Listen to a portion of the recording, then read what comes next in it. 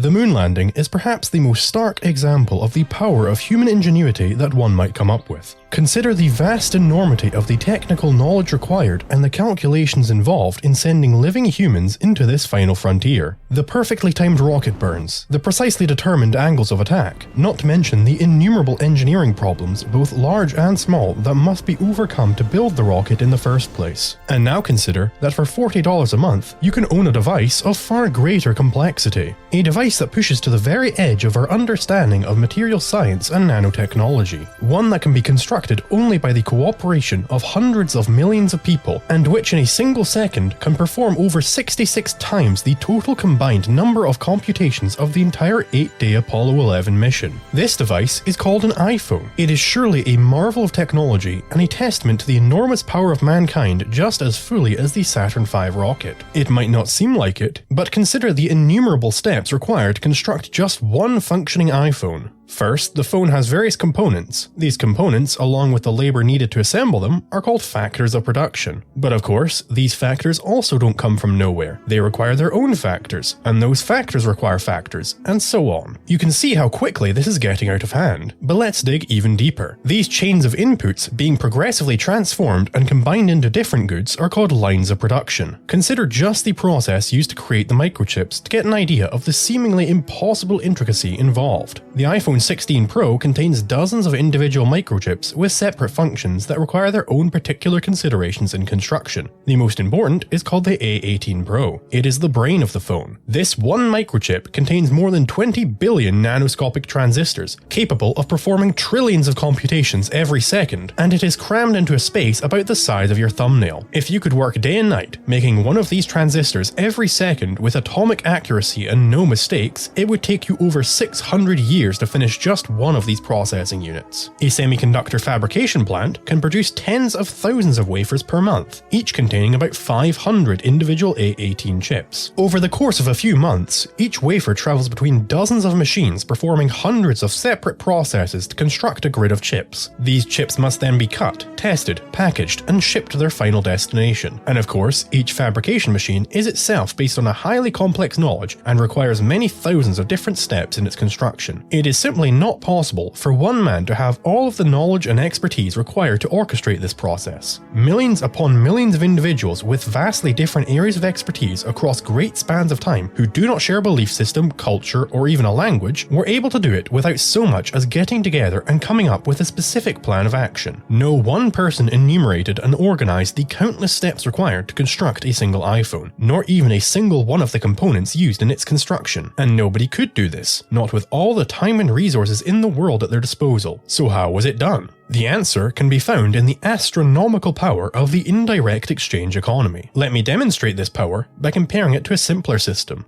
barter.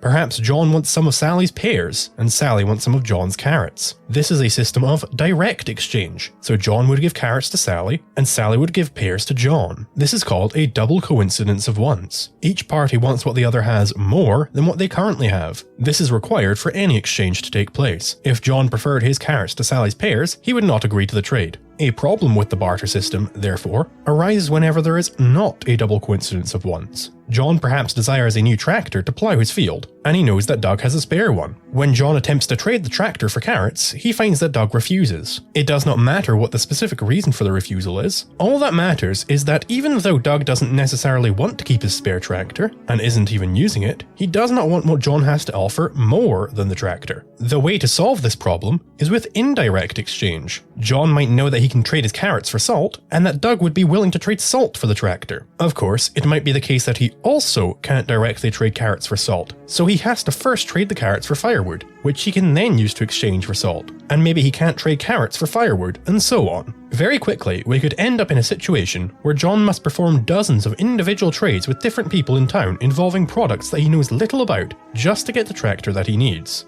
These intermediary products that John has no intention of directly using are called media of exchange. They are goods that are acquired for the purpose of trading them with other people. You can see the problem we face when we have a great many media of exchange. Like in the basic barter system, it becomes near impossible for John to predict how many individual exchanges he will have to make, and how much he will have to exchange in each step. This is where money comes in. As our barter system evolves, eventually people will start holding on to more goods that are in high demand because they know that those goods are more able to be exchanged down the line. The end state of such a system would involve a good which is desired by every person in the market, a universal medium of exchange: money. So how does this money economy help us make an iPhone? Basically, for each step in the gargantuan line of production required, there is someone looking to do nothing else except make a profit. Economists call this an incentive. These incentives have a powerful effect. There are perhaps many thousands of different ways to perform the single step of impregnating the glass screen with potassium to increase its durability. The company that makes the glass routinely experiments with different chemical processes. They arrived at the one they use currently by subtracting the cost of the process from the expected return. This is called economic calculation. Notice the power that this brings. The makers of the glass do not need to know anything about the countless steps involved in producing any of the many billions of products that it will be used within, or even what those products will be. Nor do they need to know anything about the massively complex lines of production involved in making the various factors required to make the glass. All they must focus on is making the glass such that they maximize the profit. This work is not quite as mathematical as the profit equation makes it seem though. For both the cost and the return, there is a great deal of uncertainty. You cannot ask a computer to spit out whether or not there will be a silica shortage 10 months down the line and plan accordingly. You can't consult a mathematical theorem to determine how much people will desire some new feature you're implementing. In short, the specific costs and returns that come about from a given product depend upon the uncertain and ever-changing supply of and demand for the product in question. The way to deal with this uncertainty is through the process of entrepreneurship. The entrepreneur makes an educated guess on what the future conditions of the market will be and adjusts the lines of production under his control accordingly. Importantly, this guessing is not random in the slightest. If any entrepreneur makes a wrong guess, he will be able to discover this by the fact that he is making a loss, rather than a profit. With sufficient accounting, he can track down which areas of his business are responsible for the loss and adjust accordingly. Any entrepreneur who fails to respond to the market properly and remains gung-ho in his wrong decisions will quickly run out of funding and leave the profession. In this way, there is a sort of natural selection that allows only those entrepreneurs who are best at predicting market conditions to stay managing the lines of production. Steve Jobs' decision to create the iPhone is a perfect example of the risk-taking involved in good entrepreneurship. At the time, the BlackBerry was seemingly beyond reproach.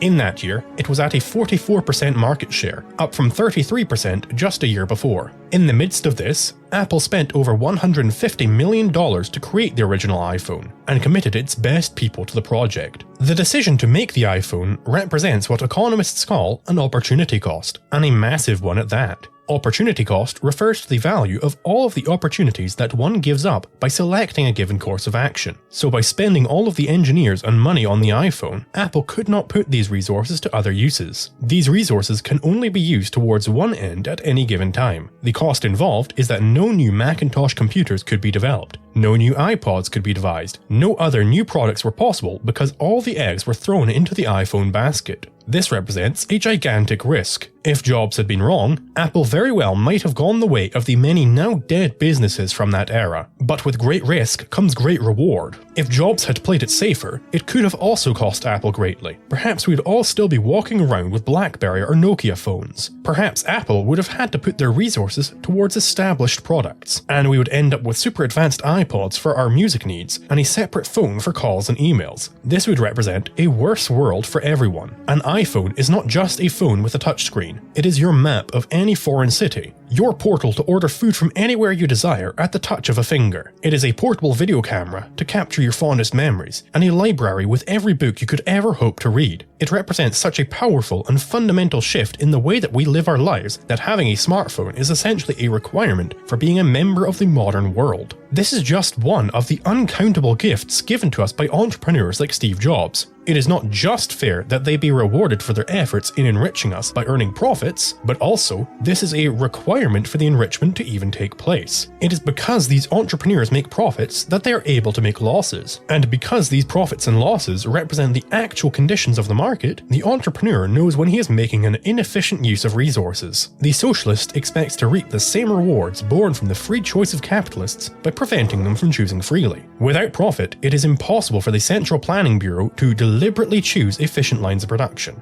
They are left only with random guesswork pertaining to a process that no man could hope to understand. It is only because of capitalism and the beauty of indirect exchange that we have such marvels as iPhones and rocket ships. We cannot get an effect without the cause. Let us not forget this.